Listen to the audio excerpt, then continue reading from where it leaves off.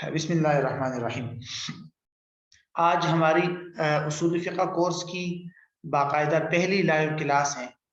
اس سے پہلے جو 4 کلاسز کی ریکارڈنگ میں نے آپ کو فراہم کی تھی، ان ریکارڈنگز میں ان 6 پوائنٹس جو آپ کے سامنے ہیں ان کا خلاصہ آپ کو پڑھایا گیا ہے، یعنی اصول فقہ کا تعارف، اصول فقہ کی تاریخ، اصول فقہ کی کتابوں کے جو مناہج اور اسالیب ہے وہ، نمبر 4 پہ اصول فقہ کا مواد کہاں سے ماخوذ ہے، نمبر 5 پہ اصول فقہ کے امتیازی خصائص، اور نمبر 6 پہ اصول فقہ کا مکمل خاکہ اور خلاصہ، یعنی اس علم، اس فن کے مباحث اور سبجیکٹس کا مکمل خلاصہ۔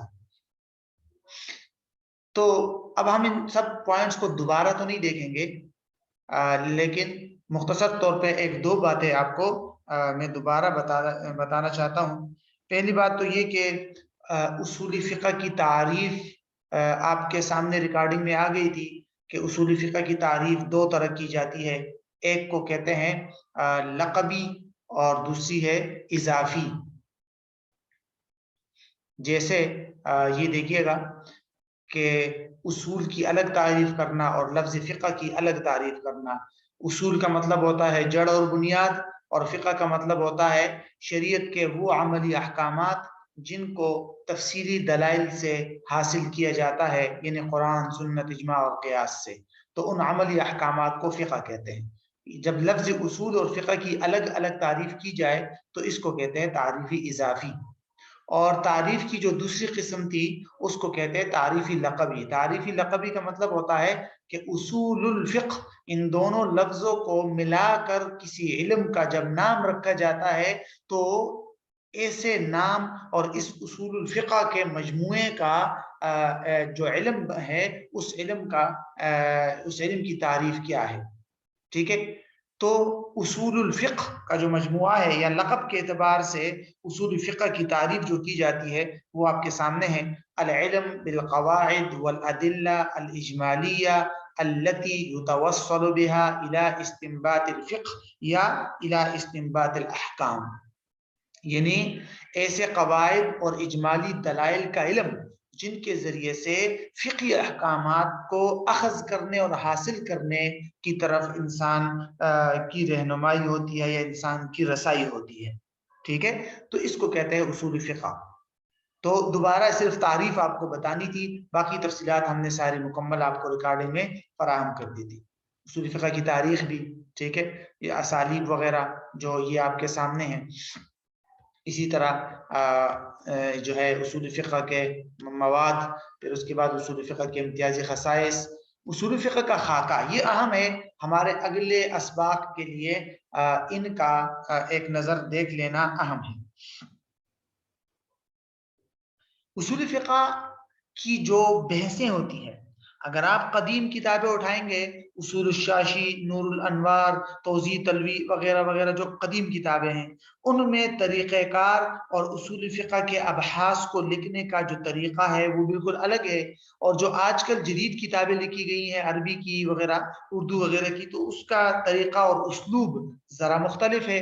پرانی کتابوں میں جو ہے خاص، عام، مشترک، مؤول، اس طرح کر کر کے پوری کتاب اللہ کی تفصیلات، پھر سنت رسول کی اجماع اور قیاس، اور اس طرح کر کے بڑے بڑے مباحث کو ذکر کر لیا جاتا تھا، اور اصول فقہ کے تمام مباحث کو وہاں عمومی طور پر ذکر نہیں کیا جاتا تھا۔ لیکن جو جدید کتابیں ہیں ان میں قدیم کتابوں کے مختلف مقامات سے اصول فقہ کے مباحث کو لے کر کامل اور مکمل طور پر ان مباحث کو جمع کیا گیا ہے۔ ان میں نے آپ کو 2 کتابیں بتائی تھی، شیخ عبد الکریم زیدان کی الوجیز فی اصول الفقہ، اور شیخ وہبہ زحیلی رحمہ اللہ کی اصول الفقہ الاسلامی، جو 2 جلدوں میں ہے۔ یہ دونوں بڑی اہم ہیں۔ ہم اگر اصول فقہ کہ جتنی بھی اصول فقہ کی بحثیں ہیں ان سب میں اگر غور کریں تو اس کو ہم 4 پوائنٹس میں تقسیم کرتے ہیں، اور انہی پوائنٹس کے اعتبار سے ہم پڑھیں گے اصول فقہ کو، ٹھیک ہے؟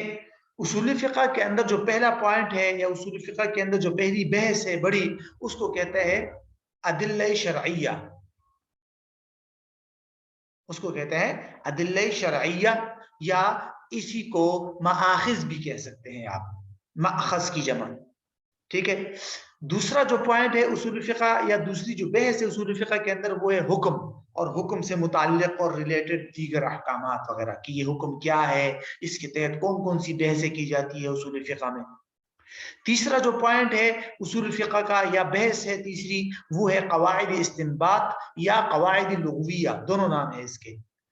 ٹھیک ہے کہ قرآن و حدیث کے نصوص سے جب آپ احکام مستنبط کرتے ہیں تو کن کن قواعد کو آپ نے مد نظر رکھنا ہوتا ہے, یا ان کو آپ قواعد لغویہ بھی کہہ سکتے ہیں کہ بھئی چونکہ عربی لغت ہے نا قرآن اور حدیث, تو عربی زبان کے کون سی ایسی بنیادی قواعد اور ضوابط اور اصول ہے کہ جب آپ قرآن و حدیث کے آیات اور احادیث اور نصوص کو سمجھنے کی کوشش کرتے ہیں, وہاں سے احکامات لیتے ہیں, تو کون کون سی عربی کے بنیادی قواعد آپ نے ذہن میں رکھنے ضروری ہے.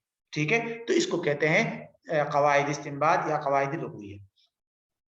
چوتھا جو پوائنٹ ہے اس کے تحت متفرقات آپ جمع کر سکتے ہیں. ٹھیک ہے, تو یہ اسی ترتیب سے ہم پڑھیں گے. سب سے پہلے ہم شروع کریں گے ادلہ سے. تو ٹھیک ہے, ادلہ کے تحت نیچے بہت تفصیلات آئے گی, لیکن جو بڑی بڑی بحثیں ہیں وہ یہی چار ہے. ادلہ کے تحت تفصیل سے ہم جائیں گے, پھر حکم کے تحت بہت تفصیل سے جائیں گے, قواعد استنباط کے تحت بھی تفصیل سے جائیں گے, پھر آخر میں متفرقات کی طرف آ جائیں گے. مثال کے طور پر ادلہ کے اندر بنیادی طور پر دو پوائنٹ ہوں گے. پہلا پوائنٹ ہوگا اتفاقی ادلہ اور دوسرا پوائنٹ ہوگا اختلافی ادلہ. ٹھیک ہے, اتفاقی ادلہ میں ہم بحث کریں گے قرآن سنت اجماع قیاس سے. اختلافی ادلہ میں ہم بحث کریں گے استحسان, مصالح مرسلہ, سد ذرائع, عرف, قول صحابی, شرائع من قبلنا یعنی پچھلی شریعتیں, اور استصحاب حال سے. ان سب سے بحث کریں گے. تو یہ پہلا پوائنٹ ہمارا مکمل ہو جائے گا. دوسرا جو پوائنٹ تھا اصول فقہ کا وہ تھا حکم. اس کے تحت ہم چار چیزیں دیکھیں گے. حکم کی قسمیں, حاکم سے متعلق احکامات, محکوم فی کیا ہے اور اس سے ریلیٹڈ احکامات تفصیلات, اور محکوم علیہ کیا ہے اور اس سے متعلق تفصیلات. ٹھیک ہے. تیسرا جو بنیادی پوائنٹ تھا ہمارا وہ تھا قواعد استنباط یا قواعد لغویہ. اس کے تحت میں نے آپ کو بتایا تھا یہ تقریباً 20 قسم کے اصول و ضوابط ہے یا لفظ کی اقسامات ہے. خاص, عام, مشترک, مؤول, حقیقت, مجاز, صریح, کنایہ, ظاہر نص, مفسر, محکم, خفی, مشکل, مجمل, متشابہ, عبارت النص, اشارت النص, دلالت النص, اقتضاء النص, اور مفہوم مخالف بھی اس کے اندر آ جائے گا. تو یہ ساری تفصیلات آ جائے گی تیسرے پوائنٹ میں. انشاءاللہ یہ میں آگے سمجھاؤں گا. پھر چوتھے پوائنٹ میں ہمارے پاس آ جائے گا متفرقات. متفرقات کے اندر عمومی طور پر مقاصد شریعت سے بحث ہوتی ہے. دلائل میں جب تعارض ہو جائے, ٹھیک ہے, قرآن کی دو آیات میں تعارض نظر آ گیا ہمیں, یا دو احادیث میں آپس میں ٹکراؤ نظر آ گیا, یا قرآن اور حدیث کا آپس میں ہمیں ٹکراؤ نظر آ گیا, تو اس کے کیسے حل کریں گے, اور اجتہاد و تقلید وغیرہ. یہ 3 پوائنٹ متفرقات کے اندر آ جائے. تو یہ مکمل اصول فقہ کا خلاصہ ہمارے سامنے آ جائے گا. ٹھیک ہے, اسی ترتیب سے ہم انشاءاللہ اس کو شروع کرتے ہیں. اب ہم اصول فقہ کے باقاعدہ اسباق شروع کرتے ہیں. تو ان میں ہم سب سے پہلا پوائنٹ یا سب سے پہلی بحث کو لیتے ہیں, اور وہ ہے ادلہ شرعیہ یا مآخذ. ٹھیک ہے, ادلہ شرعیہ یا اس کو آپ مآخذ بھی کہہ سکتے ہیں. اس کا سب سے پہلے آپ نے اس کا مفہوم سمجھنا ہے کہ ادلہ شرعیہ یا مآخذ کا کیا مطلب ہے. یہ جو لفظ ادلہ ہے, ٹھیک ہے, یہ جمع ہے, پلورل ہے, اور اس کا مفرد یا سنگولر جو آتا ہے وہ ہے دلیل. وہ کیا ہے؟ دلیل. تو ادلہ شرعیہ کا آپ اردو ترجمہ کر سکتے ہیں شرعی دلائل. شرعی دلائل. مآخذ کا جو لفظ ہے یہ مأخذ کی جمع ہے. مأخذ کا مطلب ہوتا ہے سورس, جہاں سے آپ نے شرعی احکامات کو لینا ہے, حاصل کرنا ہے. تو اگر آپ ان دونوں باتوں کا پوائنٹ کا ذہن میں رکھیں گے تو آپ کو خود بخود معلوم ہو جائے گا کہ بھئی ادلہ شرعیہ یا مآخذ کا کیا مطلب ہے.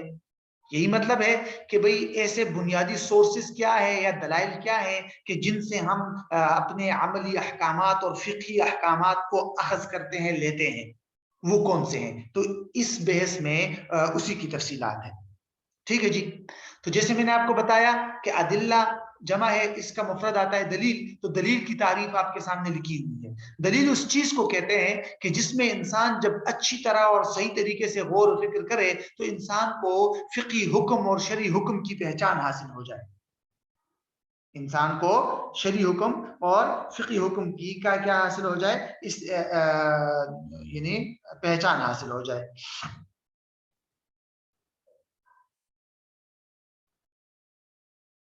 अच्छा, इसकी उलमा जो है ना عربی میں اس کی تعریف یوں کرتے ہیں، یعنی ما يمكن التوصل بصحيح النظر فيه الى الاحکام،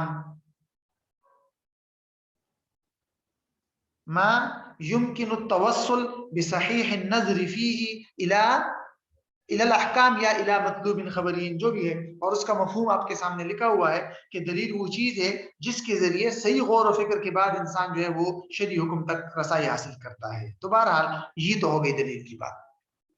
اچھا جی، جب ہم مآخذ کی بات کرتے ہیں یا شرعی دلائل کی بات کرتے ہیں جہاں سے ہم فقہی احکامات کو لیتے ہیں، اخذ کرتے ہیں، تو ہمارے سامنے اس کی دو قسمیں آتی ہیں۔ اصولی فقہ کے اندر شرعی دلائل یا مآخذ کو دو حصوں میں تقسیم کیا جاتا ہے۔ نمبر ایک اتفاقی دلائل اور نمبر دو اختلافی دلائل۔ تو ادلہ شرعیہ یا مآخذ کی کتنی قسمیں ہیں؟ دو، ایک اتفاقی اور دوسری قسم ہے اختلافی۔ اتفاقی کا مطلب ہوتا ہے کہ ایسے مآخذ یا ایسے دلائل کہ جن پر جمہور علماء کا اتفاق ہے، سب جمہور علماء کے جو بڑے بڑے علماء ہیں وہ ایگری ہے اس بات پر کہ یہ چار شریعت کے مآخذ ہے، دلائل ہے، ان سے ہم قرآن ہے، سنت ہے، اجماع ہے اور قیاس، یہ چار جو ہے ان سے ہم شرعی احکامات کو اخذ کریں گے، لیں گے۔ ٹھیک ہے، تو جمہور علماء کا اس میں اس بات پر اتفاق ہے۔ ہاں یہ الگ بات ہے کہ جیسے بعض اہل ظاہر ہے، اہل ظواہر وہ قیاس کی مخالفت کرتے ہیں، معتزلہ ہے وہ اجماع کی مخالفت کرتے ہیں، لیکن ان کی مخالفت کا کوئی اعتبار نہیں ہے۔ جمہور علماء کا ان چار دلائل پر اتفاق ہے۔ نمبر دو اختلافی دلائل۔ اختلافی دلائل کا مطلب ہوتا ہے یا اختلافی مآخذ جن میں جمہور علماء کا اختلاف ہے، یعنی کچھ علماء اس کو مأخذ اور دلیل مانتے ہیں، کچھ نہیں مانتے، کچھ چند شرائط کے ساتھ مانتے ہیں، کچھ چند شرائط کے بغیر مانتے ہیں۔ ٹھیک ہے، تو وہ آپ کے سامنے ہے، تقریباً 7 ہے۔ استحسان ہے، مصالح مرسلہ ہے، سد ذرائع ہے، عرف ہے۔ 4 قول صحابی ہے، پچھلی شریعتیں ہیں اور استصحاب حال۔ ان سب کے بارے میں مختصراً ہم انشاءاللہ آپ کے سامنے اس کی ہر ایک کا تعارف آپ کے سامنے آ جائے گا۔ ٹھیک ہے، تو یہ تقسیمات ہے۔ سب سے پہلے ہم اتفاقی دلائل سے شروع کریں گے، قرآن، پھر سنت، اجماع اور قیاس، پھر اختلافی دلائل کے پاس آئیں گے، استحسان، اسی ترتیب سے۔ جب ہم اس کو مکمل کر لیں گے تو ہماری پہلی بحث کیا ہو جائے گی؟ یعنی ادلہ شرعیہ کی مکمل کمپلیٹ ہو جائے گی۔ ٹھیک ہے، اچھا آگے بڑھنے سے پہلے ایک اور پوائنٹ آپ نے ذہن میں رکھنا ہے، وہ یہ کہ اصول فقہ کی بعض کتابیں آپ دیکھیں گے تو اس میں مآخذ یا ادلہ شرعیہ کو ایک اور طریقے سے تقسیم کیا گیا ہے۔ ہم نے تو تقسیم کیا ہے اتفاقی اور اختلافی دلائل میں نا، پہلا حصہ اتفاقی اور دوسرا حصہ اختلافی دلائل، لیکن کچھ علماء نے ادلہ شرعیہ یا مآخذ کی تقسیم ذرا الگ کی ہے۔ وہ کہتے ہیں کہ مآخذ کی دو قسمیں ہیں، ایک مآخذ نقلیہ، مآخذ نقلیہ، اور دوسری قسم ہے مآخذ عقلیہ، عقل سے۔ مآخذ نقلیہ کا مطلب کے تحت کون کون سی قسمیں آ جائے گی؟ قرآن آ جائے گا، سنت آ جائے گا، ٹھیک ہے، اسی میں اجماع بھی آ جائے گا، اور نیچے والے کی طرف آپ جائیں گے تو قول صحابی بھی آ جائے گا۔ مآخذ نقلیہ میں نقل ہے نا سارا، اور پچھلی شریعتیں بھی اس کے اندر آ جائے گی۔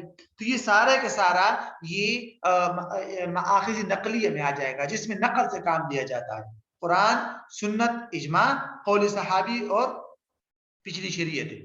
اور دوسری قسم ہے مآخذ عقلیہ، تو مآخذ عقلیہ میں پھر قیاس، استحسان، مصالح، سد ذرائع، عرف، استصحاب حال یہ آ جائے گا۔ ٹھیک ہے، لیکن وہ تقسیم کم علماء نے کی ہے، اکثر علماء نے یہی تقسیم کی ہے جو آپ کے سامنے ہے۔ اچھا جی، ایک آخری بات آپ سمجھ لیں، اس کے بعد انشاءاللہ ہم پھر اگلے پوائنٹ کی طرف جائیں گے، اتفاقی دلائل پھر ہم شروع کریں گے، لیکن ایک آخری بات آپ نے ذہن میں رکھنی ہے، وہ یہ جیسے آپ نے پڑھا کہ ادلہ شرعیہ یا مآخذ کی جو ہے وہ دو قسمیں ہیں، قرآن پہلی قسم میں قرآن، سنت، اجماع، قیاس آتے ہیں، دوسری قسم میں استحسان وغیرہ وغیرہ۔ ٹھیک ہے، علماء کہتے ہیں ٹھیک ہے بھئی یہ سارے مآخذ ہیں، لیکن ان سب کا دار و مدار قرآن اور سنت پر ہے، یعنی اصل مآخذ اور بنیادی سورسز جو ہے وہ قرآن و سنت ہے۔ اجماع سے لے کر، اجماع، قیاس، استحسان سے لے کر یہاں تک یہ جو استصحاب حال تک، یہ سارے جو مآخذ ہے یہ مآخذ تو ہے لیکن بالواسطہ ہے۔ کیسے کہ ان کے لیے بھی قرآن و سنت کے بنیادی اصول اور ضوابط کو مد نظر رکھنا ہوتا ہے۔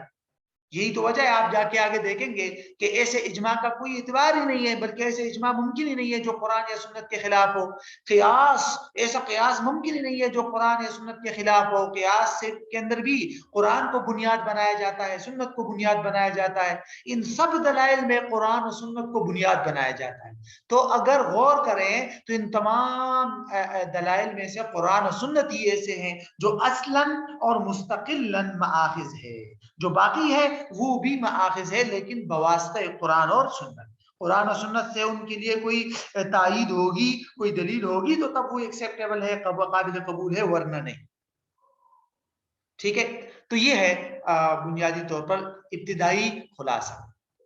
اب ہم یہاں سے آگے انشاءاللہ شروع کریں گے۔ سب سے پہلے تو اتفاقی دلائل، تو اتفاقی دلائل کے تحت پھر آ جائے گا انشاءاللہ قرآن، سنت، اجماع اور قیاس۔ ٹھیک ہے، تو اس کے اندر سب سے پہلے ہم قرآن سے متعلق جو اصول فقہ میں جتنی بحثیں ہوتی ہے اس کا خلاصہ، پھر اس کے بعد سنت سے متعلق، پھر اجماع، اور پھر قیاس سے متعلق انشاءاللہ اس کو مکمل کریں گے انشاءاللہ۔